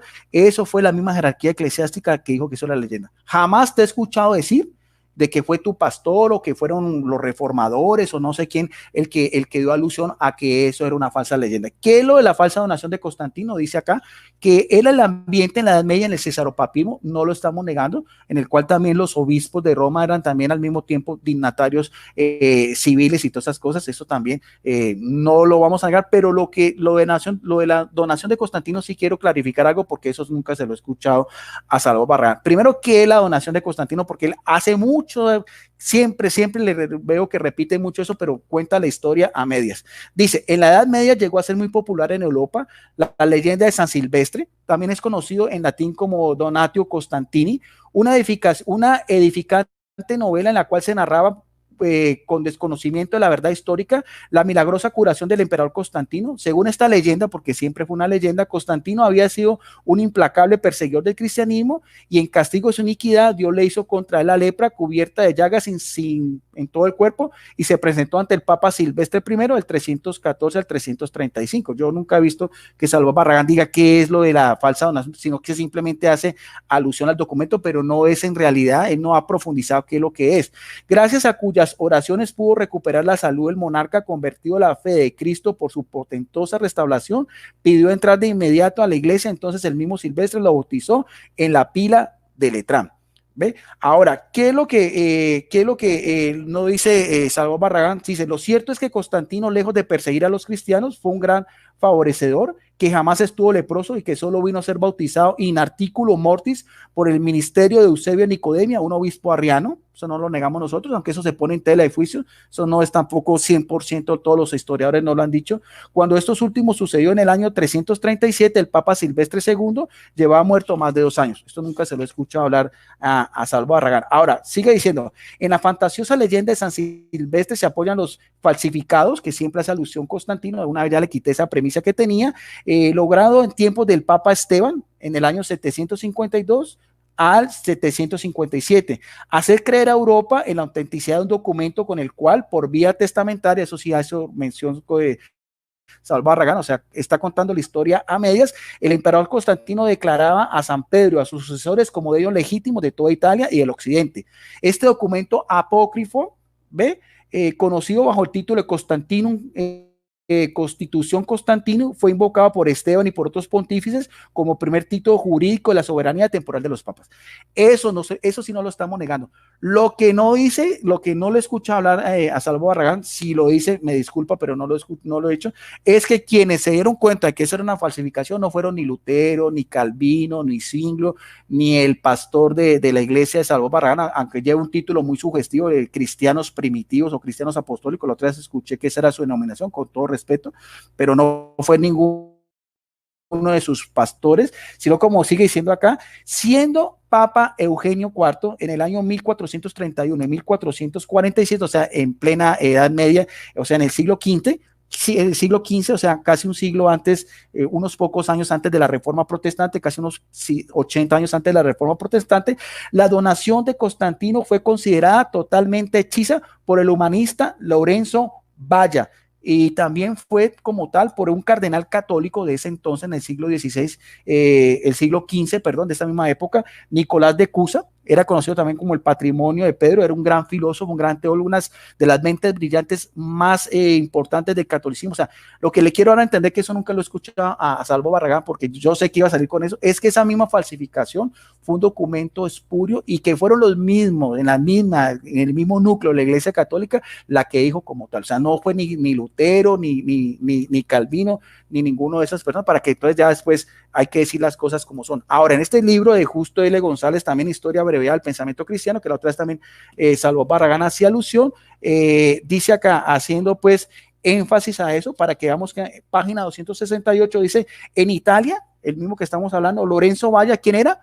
Aparte de ser humanista, ¿quién fue? Fue secretario del Papa aquel entonces, aplicó los nuevos métodos de la crítica textual a la supuesta donación de Constantino, sobre la cual se basaban las pretensiones papales de poder temporal, y declaró que el texto en cuestión era espurio. O sea, señor Salvador Barragán, aquí está, página 268, para que después no vaya a decir que eso es como un gran pecado, porque la misma Iglesia Católica fue la que después reconoció que eso era espurio y que eso realmente, pues, si algunos papas estaban haciendo alusión a eso por querer tener pues más poder temporal y todas las cosas, lo cual a eso no están llamados, pero lo que le quiero dar a entender a Salvador Barragán y a la audiencia evangélica, porque lo escucho y yo sé que muchos evangélicos creen que lo que dice Salvador Barragán es la última palabra, esa misma donación y ese mismo documento espurio fue también clasificado como tal por la misma Iglesia Católica, o sea, internamente.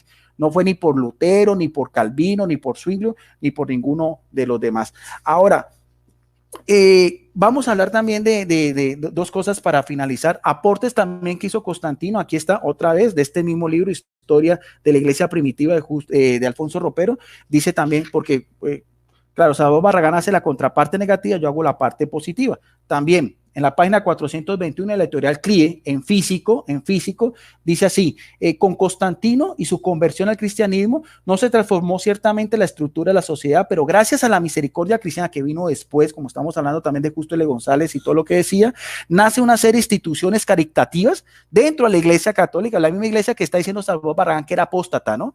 La misma que no puede contrarrestar a Jesucristo cuando dice ni siquiera el poder de la muerte podrá vencerla, a menos que tenga una cita bíblica de más peso para desmentir al propio Jesucristo. Dice, vinieron instituciones caritativas que contribuyeron a amortiguar las desgracias de los desposeídos, infortunados y enfermos. La limosna en la Iglesia Católica aquel entonces, porque no era la Iglesia Salvador Barragán, cobró carácter social. Basilio, obispo católico de Cesarea de Capadocia, igual porque Salvador Barragán siempre cita a Tertuliano, bueno, a Tertuliano no, pero cita a Agustín, a Jerónimo, esos son jerarcas de la Iglesia Católica, eso sí no puede negar él, ¿no?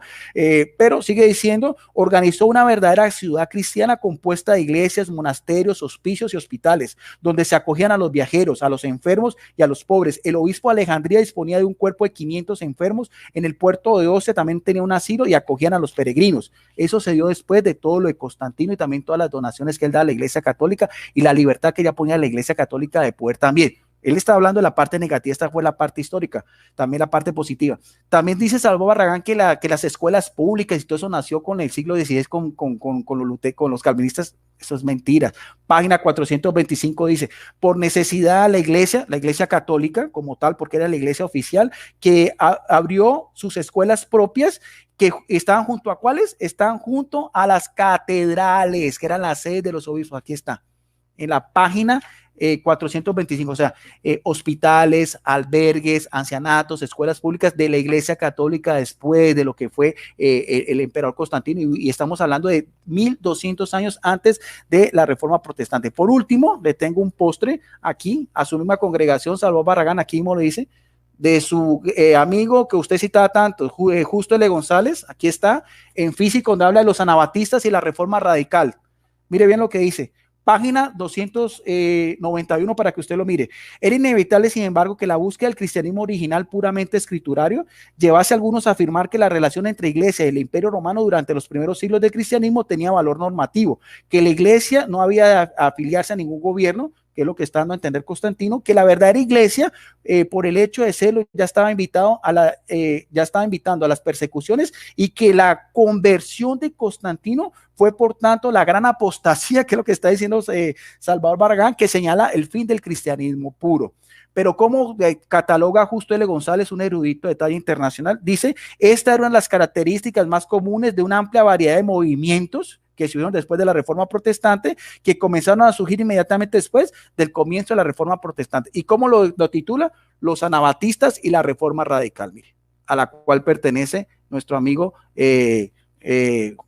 Salvador Barragán. Entonces también con eso quería contestarle también de que esa corriente también de hacer ver a Constantino como ese gran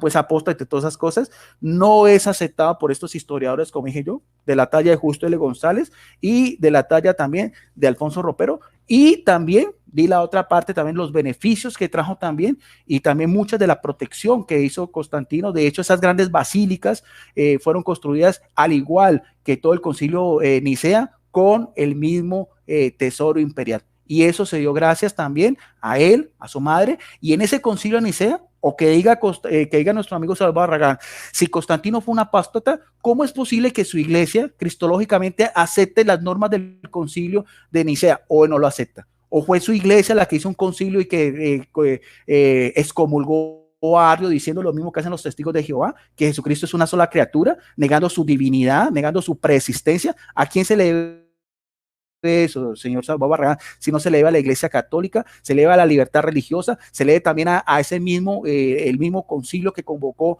Constantino, en el cual esos grandes hombres de aquel entonces deliberaron. En ese caso, el más importante de todos fue Atanasio, patriarca de Alejandría, un patriarca católico al cual usted también muchas veces hace alusión. Bien, eso era lo que quería pues en esta ocasión. Discúlpeme si de pronto he sido un poco fuerte con Salvador Barragán, pero sí quería sobre todo hacer mucho énfasis, sobre todo con lo de donación de Constantino, porque me parece que moral y éticamente Salvador Barragán, cuando va a hablar de estos temas de la Iglesia Católica, tiene que dar todo lo que es el panorama completo y no una sola parte.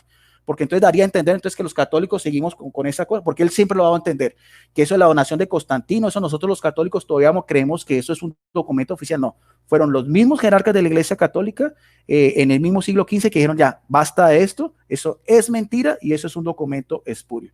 Gracias, Joel Moody, por tu tiempo y gracias también a Salvador Barragán. Esperamos también escuchar muy atentamente su segunda intervención. Muy bien. Reiniciamos, perfecto. Muchas gracias, Guido, por también haber culminado con tu exposición en esta oportunidad que constó de 20 minutos también. Muchas gracias a ti por dar de tu tiempo también para poder exponer tus premisas acerca de este tema de Constantino y la Iglesia Católica. Ahora le voy a hacer la palabra a Salvador Barragán para que también pueda culminar con sus últimos 20 minutos de conclusión sobre este mismo tema. Salvador, ¿estás listo? Sí, claro que sí. Ok, entonces 20 minutos a partir de ahora. Adelante. Gracias. Bueno, vamos a empezar refutando a Guido Rojas. Siempre sale con lo mismo, ¿verdad? Si notan en todos los debates, Guido Rojas nunca toca un solo argumento de los que yo digo. Siempre ha sacado argumentos de otros debates, que si esto, que Barragán, pero no toca un solo argumento. ¿Por qué? Porque no los tiene. Entonces, no los tiene, por eso no los puede tocar. Pero nosotros sí tenemos los argumentos para refutarlo. Escucharon a Guido Rojas que dijo, Barragán se cree el gran erudito que los evangélicos dicen guau. Pues lo mismo yo digo de Guido Rojas. Guido Rojas se cree el gran teólogo y siempre es refutado con sus mismas fuentes.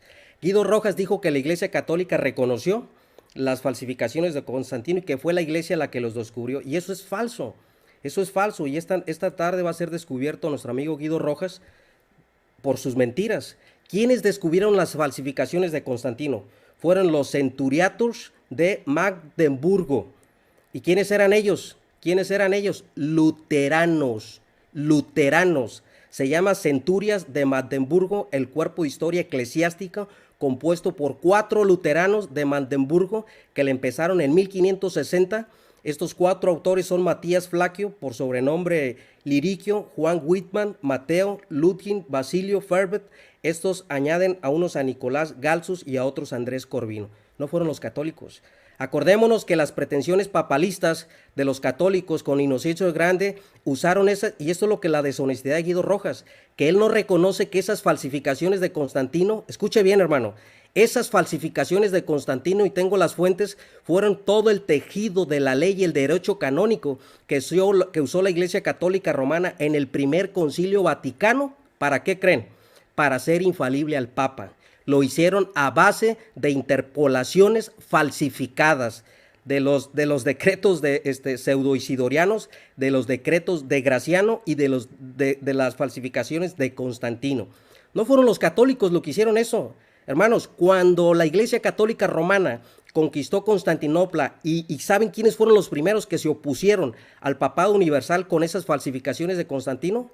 ¿Quiénes fueron? Los ortodoxos. Los ortodoxos empezaron a rechazarlos porque dijeron que eran interpolaciones falsificadas. Incluso Tomás de Aquino fue engañado y toda la era escolástica, los alumnos de Aquino fueron engañados con esas pretensiones de las falsificaciones de Constantino.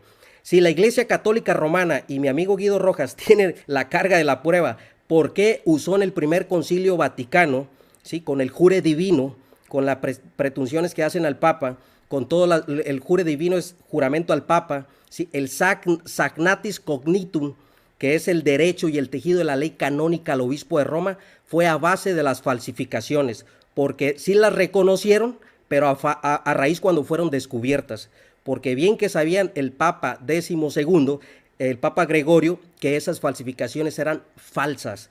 Ahora nuestro amigo Guido Rojas ahí queda refutado, porque esas falsificaciones, soy repetitivo, las usó el catolicismo romano en el primer concilio vaticano, y esto no tiene forma de refutarlo cuando hacen blasfémicamente infalible al Papa.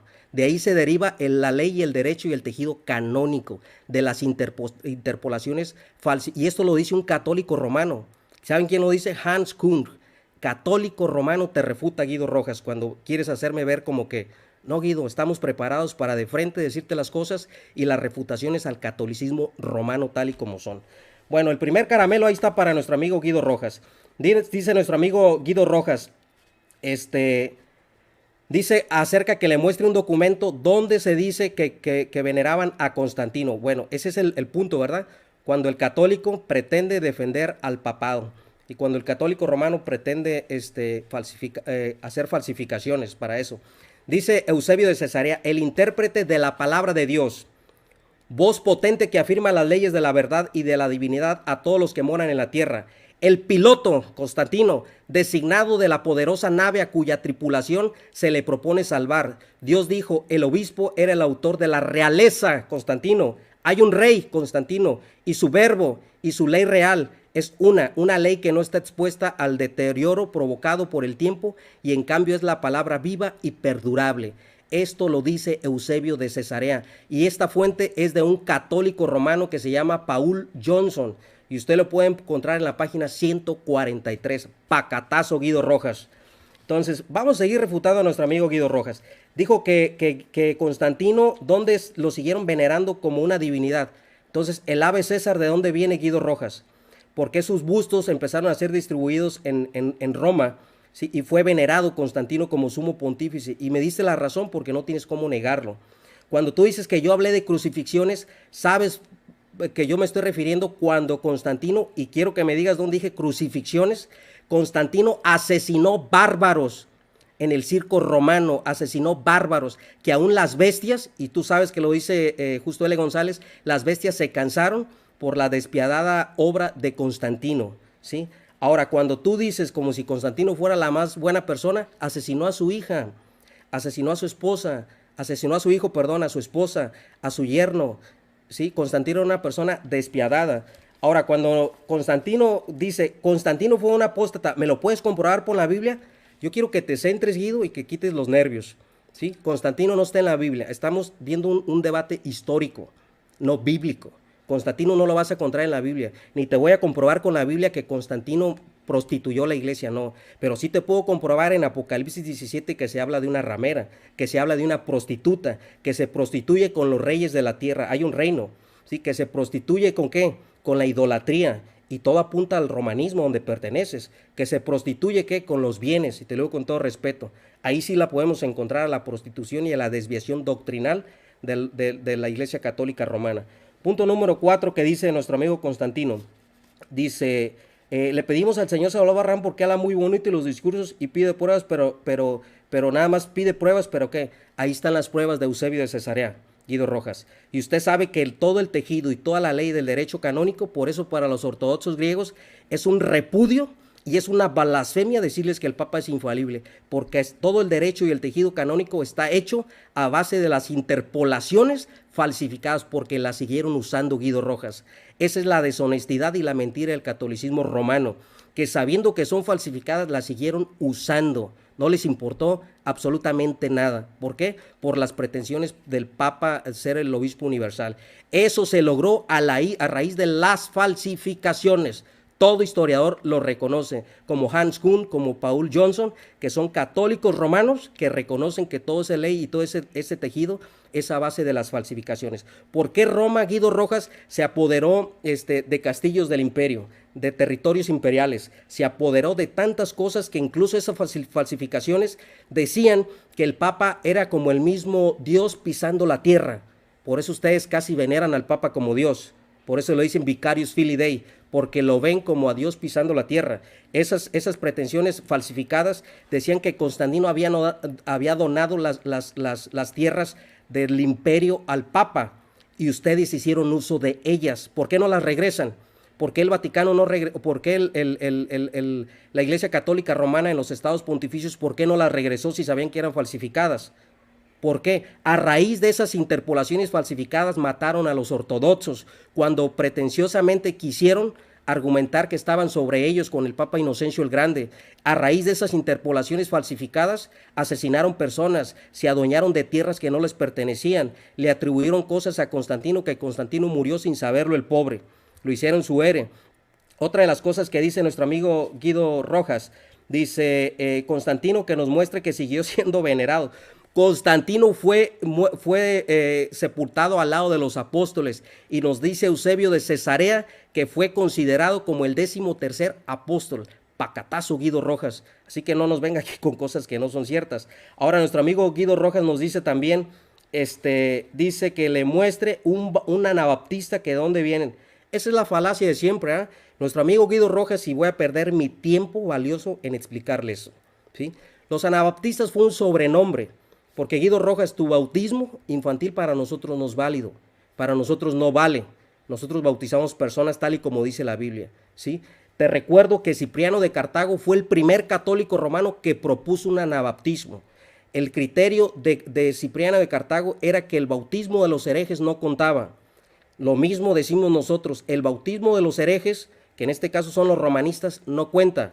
Por eso se les puso por sobrenombre anabaptistas. No es que dijeran los anabaptistas somos de la iglesia del siglo I y ahí está en el evangelio anabaptistas. Los bautistas son del siglo I y ahí están en la Biblia bautistas. No, quítate esa locura de tu cabeza, Guido Rojas. Eso fue un sobrenombre y eso fue un apelativo que así se le quedó. Ahí perdí un tiempo en explicarte para que te ubiques en la historia. Otra de las cosas que dice nuestro amigo Guido Rojas, es una mentira de las escuelas cuando Salvador Barragán dice, ¿qué tiene que ver eso con Constantino? Pero le voy a contestar. Guido Rojas, recordemos que en aquel tiempo la Iglesia Católica Romana mantuvo a la prole, mantuvo a la sociedad en el oscurantismo, ¿sí? En el oscurantismo. Ustedes no le dieron la Biblia a la gente, ustedes mantuvieron a la gente en la ignorancia, en esa superstición escolástica, ¿sí? ¿Quién le dio educación al mundo? La primera escuela laica, gratuita para las personas, fue a la Reforma Protestante en Ginebra por Juan Calvino, porque ellos decían que su fe dependía de la Biblia, y era de locos pensar que los que su fe venía de un libro no supieran leer. Y está comprobado que la primera escuela pública gratuita fue a la Reforma, no a los católicos romanos, fue a los protestantes en Ginebra, en Suiza, porque ellos fueron los que dieron la Biblia al mundo, la Reforma Protestante traducida a cada idioma. Pacatazo ahí, Guido Rojas. Ahora dice que eso es mentira. Los mismos católicos, Guido Rojas, Rodrigo Andrés Calvo estudió una materia de biblista, te lo pongo como ejemplo. Su maestro era un bautista en un seminario católico, era un pastor evangélico. ¿Por qué? Porque el estudio de la exégesis, el estudio de la hermenéutica, el estudio de la sintaxis y el estudio de la morfología se la deben a la Reforma protestantes, que son los estudiosos exegetas de la Biblia, letra por letra. No estoy dudando, ni estoy poniendo en tela de juicio a Orígenes, que fue exegeta, a los otros primeros cristianos que fueron exegetas, pero en cuanto a la sintaxis, a la hermenéutica, la aplicaron la Reforma protestante en cuanto al pueblo laico. Ahí estás totalmente refutado, Guido Rojas. Ahora también nuestro amigo Guido Rojas nos dice otra cosa que por aquí anoté, dice de Justo L. González. Pues aquí le tengo el otro caramelito para Justo L. González, ¿sí? En la página del doctor Justo L. González dice, en Nicea, en ocasión del concilio, pudo verle actuando a favor de la unidad y del bienestar de la iglesia, como el obispo de obispos. Nuevamente, el Nicea, en ocasión del concilio, pudo verle actuando a favor de la unidad y del bienestar de la iglesia, como el obispo de obispos. Tercera vez, Guido Rojas, tu historiador preferido, ahí te aviento otro caramelito. En Nicea, en ocasión del concilio, pudo verle actuando a favor de la unidad y del bienestar de la iglesia, como el obispo de obispos. Después, en otras oportunidades, Eusebio sostuvo entrevistas y correspondencia con el emperador, probando el encuentro más notable que tuvo lugar cuando Constantino y su corte se trasladaron a Jerusalén para dedicar la recién construida iglesia de Santo Sepulcro. Ahora, nuestro amigo Guido Rojas se le olvida la superstición que trajo la mamá de Constantino cuando la menciona como santa, que yo no voy a poner en tela de juicio si fue cristiano o no fue cristiana. Pero ¿qué fue lo que pasó? Encontraron la cabeza de Juan el Bautista. ¿Qué fue lo que pasó? Encontraron las espinas de la cruz de Cristo. ¿Qué fue lo que pasó? Encontraron las estillas de la cruz de Cristo. ¿Qué más fue lo que pasó? Empezaron a venerar las reliquias y empezaron a cobrar dinero en cuanto a las procesiones, en cuanto a los jubileos esos que hacen. ¿Para qué? Para sacar dinero. Y todo eso fue totalmente falso, Guido Rojas, falso. Sí, y esa fue la superstición. Y uno de ellos fue Ambrosio de Milán, el que le dio más auge a darle culto a esas reliquias.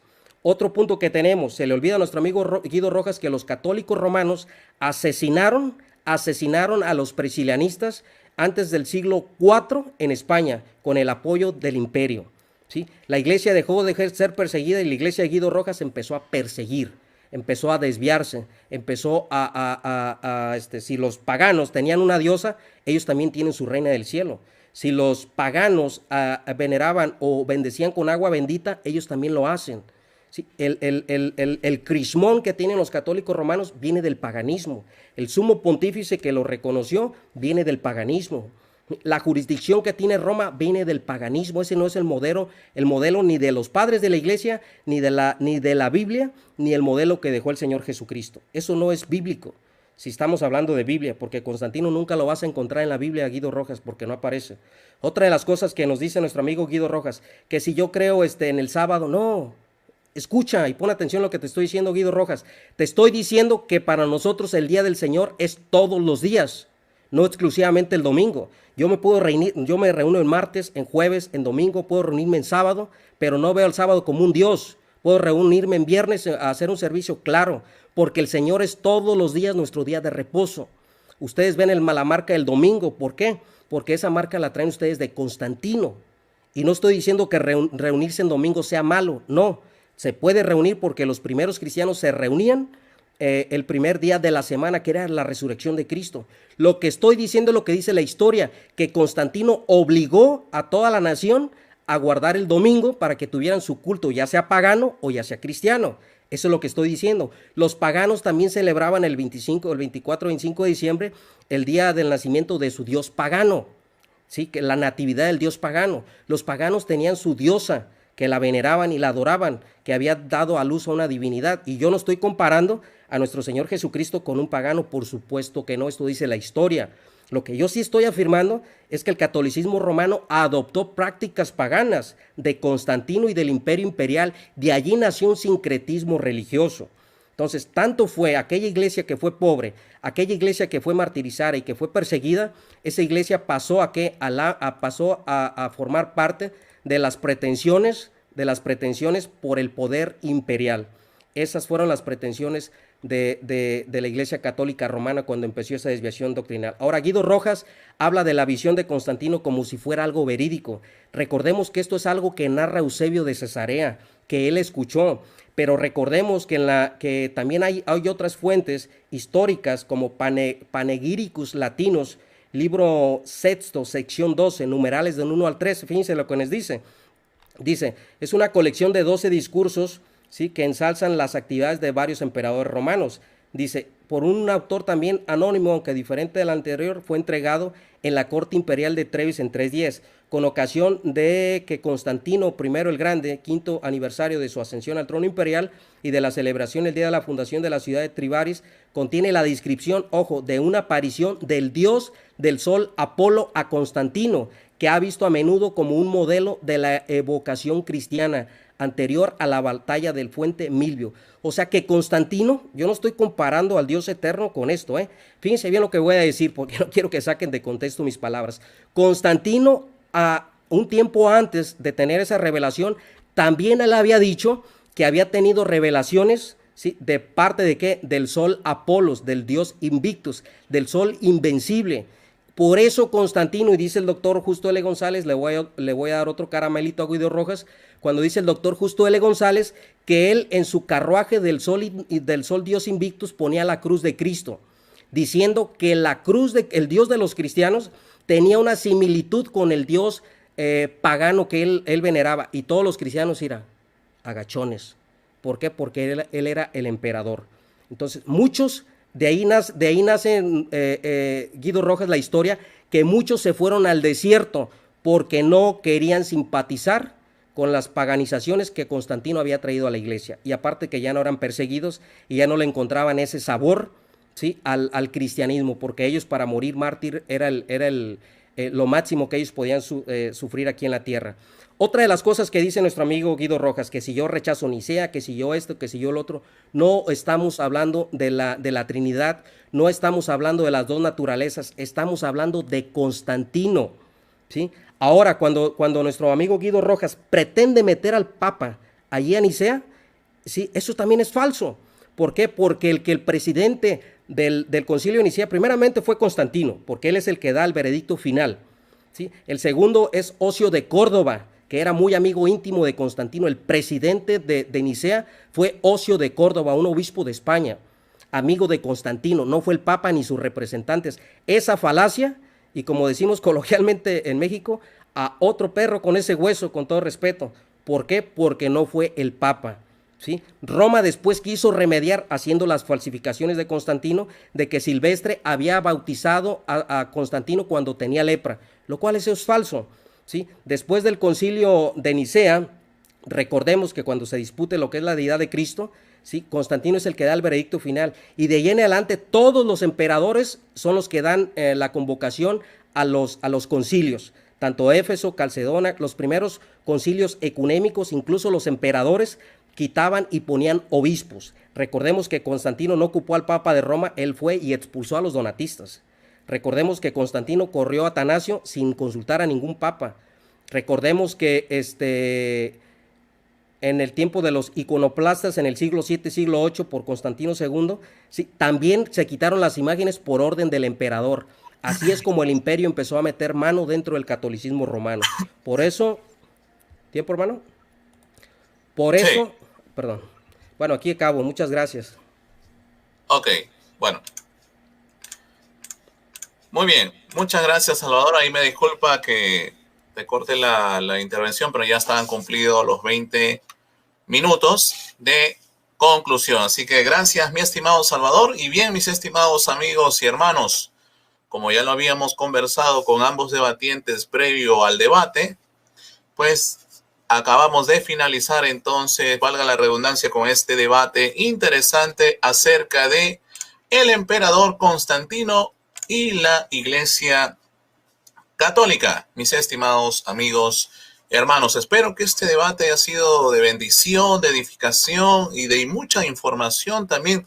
Tal vez algunos datos se desconocían, tal vez algunos datos todavía pues no habían sido analizados o escuchados. Bueno, creo que hoy día ha sido una gran oportunidad para que puedas tú analizar los argumentos brindados por Salvador, brindados por Guido, saca tus propias conclusiones, consulta las fuentes que ellos han dado y pues cada uno será el juez o quien dará el veredicto final acerca de este debate. Así que Dios me lo bendiga a cada uno de ustedes. Gracias por su gentil y fiel sintonía.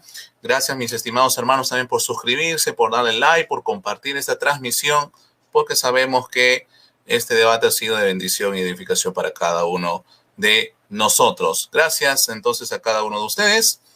Vamos a cederle la palabra a ambos debatientes para que ellos se puedan despedir y ya ir cerrando con esta transmisión. Así que le cedo la palabra a mi amigo y teólogo católico Guido Rojas para que se pueda despedir de la audiencia. Adelante, mi estimado Guido.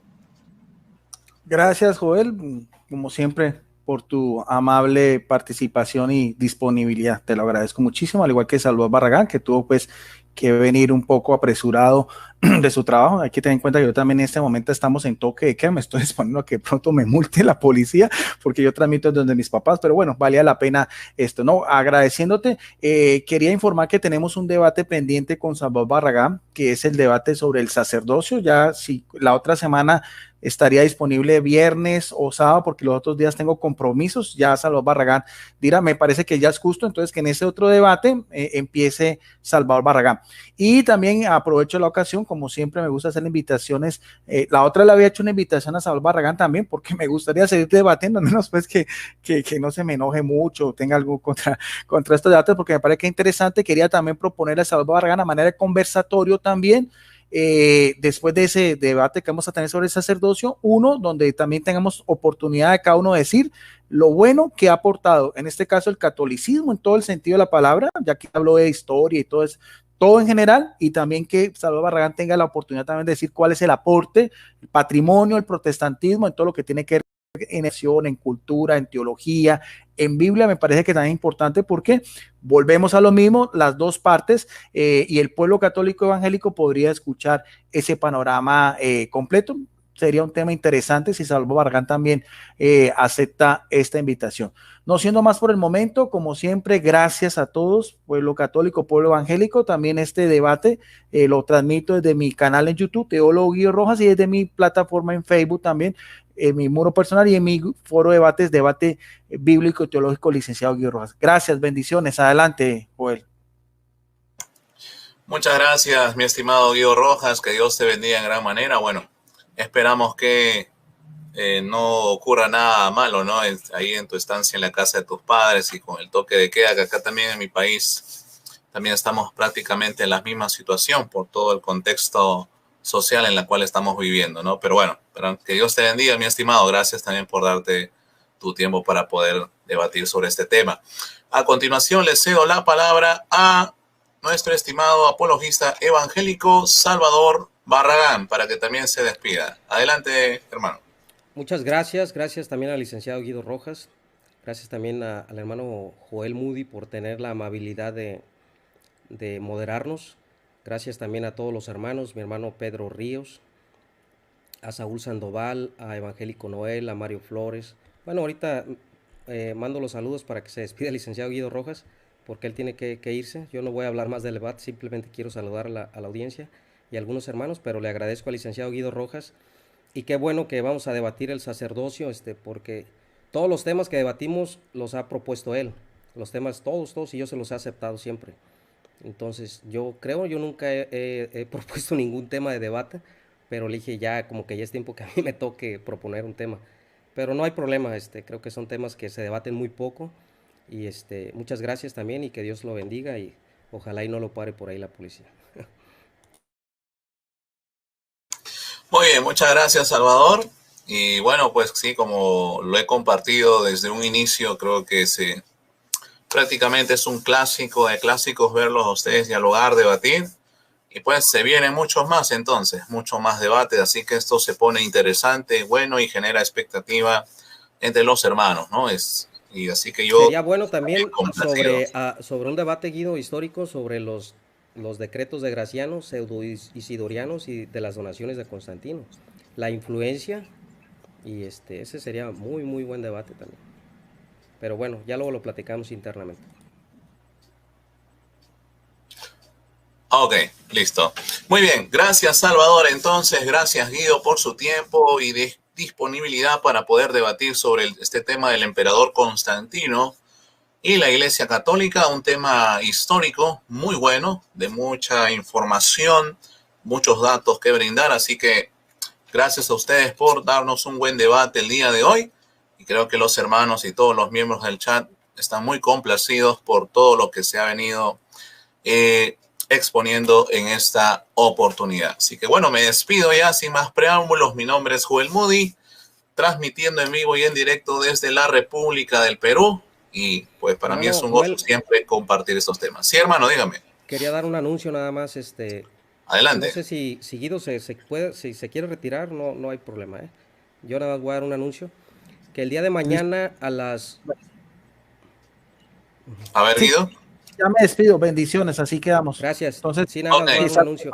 Después pongámonos de acuerdo para el debate sobre el sacerdocio y ya después hablaremos de los otros temas. Gracias, correcto. Bendiciones. Listo, gracias Guido, Dios te bendiga. El día de mañana a las 4 de la tarde, hora de México, va a estar en esta plataforma, si es la voluntad de Dios, el doctor de apellido Stefan, ¿cómo se llama, hermano Juan? ¿No se acuerda usted? Daniel Stefan. Daniel Stefan, que es el que traduce la gramática del doctor Wallace al español. Entonces, es un hermano, un hermano evangélico, bautista, que es el que tradujo la gramática del doctor Wallace al español. Y va a estar con nosotros, va a estar un servidor y el hermano Johnny. Y va a estar aquí aquí está el doctor, el profesor académico Daniel Stefan, a las 4 de la tarde. También va a estar en el canal del hermano David Iván Tavilo, y en esta plataforma. El canal del hermano David Tavilo es Defiende tu Fe. No sé si lo vayan a retransmitir por el canal del hermano Juan Peña, por el de Arnold Portillo, no sé por qué otras plataformas, pero la que sí tengo yo seguro es que es por esta y la de nuestro hermano David Iván Tavilo, que ahí pueden visitar su canal oficial Defiende tu Fe.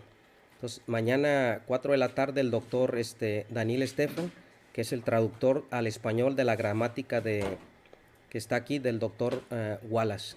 Entonces, no se lo pierda mañana, hermano, vamos a tocar también un poco en cuanto a Efesios 5:26 y la regeneración bautismal. Pero lo vamos a hablar de un verdadero académico, ¿verdad? Un verdadero académico que es el que traduce la gramática.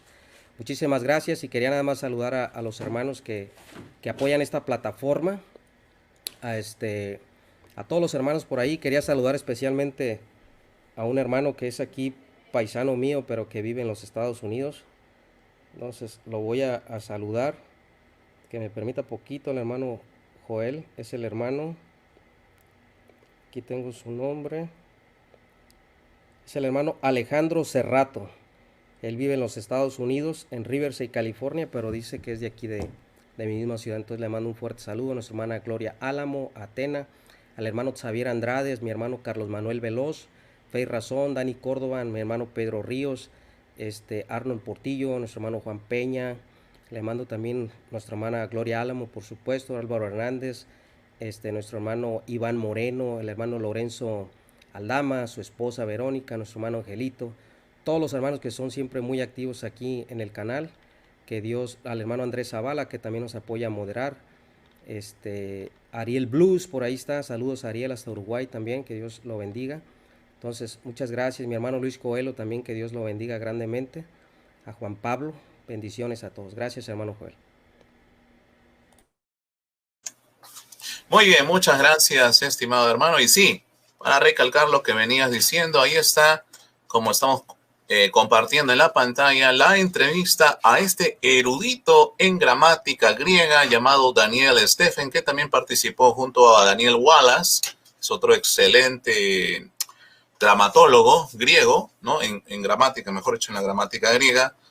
Y vamos a estar pues teniendo la oportunidad de poder contar con ellos y entrevistarlo. Así que no se pueden perder esta transmisión, va a estar de lujo, como ya lo está compartiendo mi hermano Salvador Barragán. Va a estar con nosotros el profesor académico Daniel Stephen este viernes 15 de enero, prácticamente ya en menos de 24 horas, ya viernes 15 de enero a las 4 de la tarde, si no me equivoco será 4 de la tarde hora de Chile, ¿verdad, Salvador? Ok, entonces sería 4 de la tarde hora de Chile, 2 de la tarde hora de Perú, Colombia, 1 de la tarde hora de México, ya, de México y Centroamérica. Así que por favor no se pueden perder esta transmisión especial sobre, o mejor dicho, esta entrevista al erudito en griego Daniel Stephen. Así que va a estar compartiéndose por la plataforma de YouTube del canal Defiende tu Fe, administrado por nuestro hermano David Iván Pérez Tavilo, y también por la plataforma de YouTube de nuestro hermano el apologista evangélico Barragán Salvador, y otras plataformas también se van a estar transmitiendo. Dice la señora Gloria Álamo que a qué hora es. Le digo que es a las 4 de la tarde, hora de México. Por aquí hay un hermano que pidió mi número, Maribel. Ah, hora de México. Sí, es que Chicago, que es donde el hermano Leonardo Lozano vive, tiene el mismo horario mío. Entonces va a ser 5 horas de México, 5 horas de Chicago. Creo que California tiene 2 horas menos que nosotros. Ustedes allá en Sudamérica creo tienen 1 hora más, lo que es Colombia, Perú, Ecuador. Entonces va a ser 5 de la tarde, hora Colombia, Perú, Ecuador, 4 horas de México.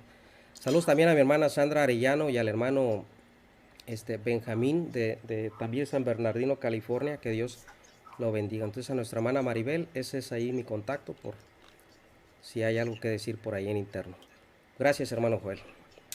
Ok, bueno, mis hermanos, entonces, aclarado ya el horario, va a ser entonces el día de mañana la entrevista al erudito en griego Daniel Stephen, 4 de la tarde, hora de Chicago y México, 5 de la tarde, hora de Perú, Ecuador, Colombia, ya, y 7 de la noche, pues, hora de Chile, Argentina, Paraguay, Uruguay. Así que no se pueden perder esta transmisión, mis hermanos.